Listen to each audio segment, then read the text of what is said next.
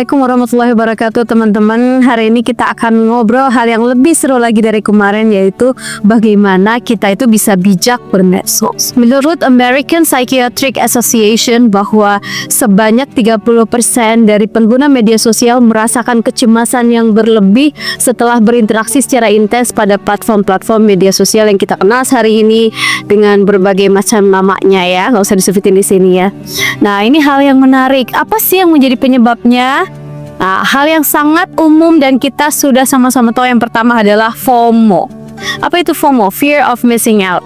Artinya kita khawatir ketinggalan, kita khawatir nggak on trends, dan kita khawatir memang sudah betul-betul tidak bisa bergaul karena tidak bisa menyesuaikan dengan apa yang lagi hype hari ini. Nah, ini menjadi sebuah permasalahan sendiri loh. Tapi media sosial itu serve kita sesuatu yang tanpa celah, yang tanpa kita sadar juga, itu membuat kita mencela diri sendiri lebih jahat lagi. Nah, ini yang sebenarnya aku nggak mau terjadi kepada aku, kepada kamu, dan kepada kita semua. Makanya harus bijak-bijak melihat segala sesuatunya ya.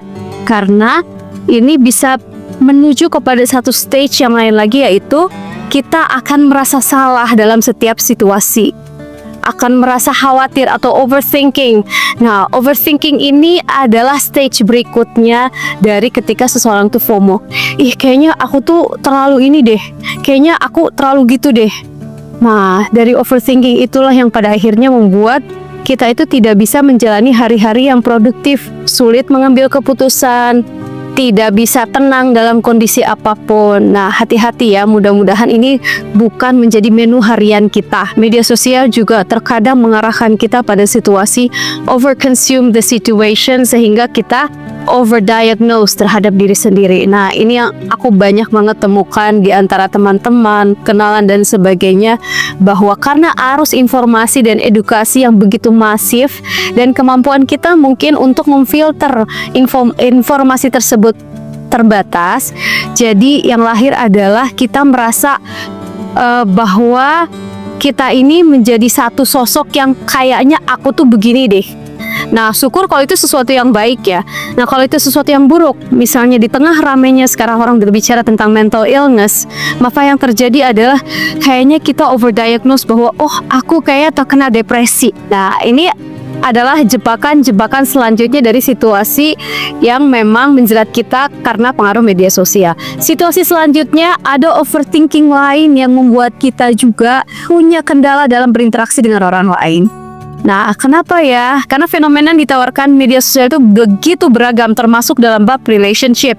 Nah, contoh, ketika kita kemarin rame dengan kisah layangan putus, maka banyak sekali rumah tangga yang pada akhirnya terjadi konflik-konflik kecil karena kecurigaan antar pasangan. Nah, ini hal-hal yang mungkin bisa menjerat kita ketika interaksi kita dengan media sosial itu tidak sehat. Kemudian sebuah studi yang pernah dilakukan oleh International Journal of Eating Disorders mengatakan bahwa 70% dari remaja mengaku tidak puas dengan bagaimana mereka tampil secara fisik karena media sosial. Nah, ini juga lagi-lagi karena FOMO ya. Artinya apa? Kita jadi punya image yang kurang baik terhadap diri sendiri. Kita nggak puas dengan apa yang sudah menjadi karunia Allah atas diri kita. Nah, ini lagi-lagi harus kita sikapi dengan bijak, karena apa yang kita miliki hari ini, saat ini, itu sudah yang terbaik yang dititipkan oleh Allah Subhanahu wa Ta'ala. Nah, hati-hati ya teman-teman ya. Pada akhirnya secara keseluruhan, efek yang tadi ditimbulkan membawa kita sebagai manusia mengalami penurunan harga diri. Dan ini nggak baik ya sebetulnya, karena ini akan berpengaruh terhadap produktivitas kita sebagai manusia itu sendiri. Dan juga kalau dari sudut pandang Islam, kita ini adalah khalifah yang dititipkan oleh Allah bagaimana mengelola bumi. Dan pasti sudah dilengkapi dengan berbagai macam fitur yang membuat kita mampu menjalankan peran apapun di dunia ini. Nah, makanya gimana sih kita supaya bijak dalam bermedia sosial itu? Nah, aku mudah-mudahan bisa share beberapa yang bisa kita coba bareng-bareng ya. Nah, nomor 1, filter apa yang memang harus menjadi konsumsi kita. Kita butuh apa, maka hanya cari kata kuncinya saja. Kata kuncinya, mencari sesuatu berdasarkan kata kuncinya aja membuat kita lebih terarah untuk mencari sesuatu. Dan kemudian yang kedua, Nah, boleh kita coba dalam beberapa saat kita detox ya, teman-teman, detox media sosial. Ini sudah menjadi fenomena yang bahkan ramai di dunia internasional, culture detox ini. Dan ini mudah-mudahan bisa membawa sebuah perubahan bahwa kita nggak FOMO lagi, kita nggak cemas lagi, kita nggak takut lagi, kita jadi pede lagi. Mudah-mudahan bisa seperti itu. Nah, kemudian yang ketiga, ketika orang menyebutkannya ini sebagai sebuah mindfulness, artinya bahwa kita yang menentukan bahwa kita butuh atau tidak berlama-lama dengan media sosial itu. Maka sebetulnya apa?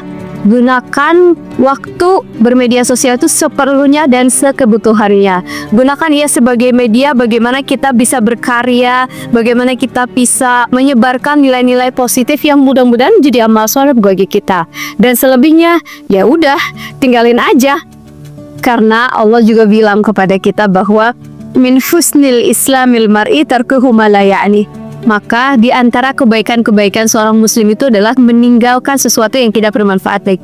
Semoga ini juga bermanfaat buat kita semua ya. Assalamualaikum warahmatullahi wabarakatuh.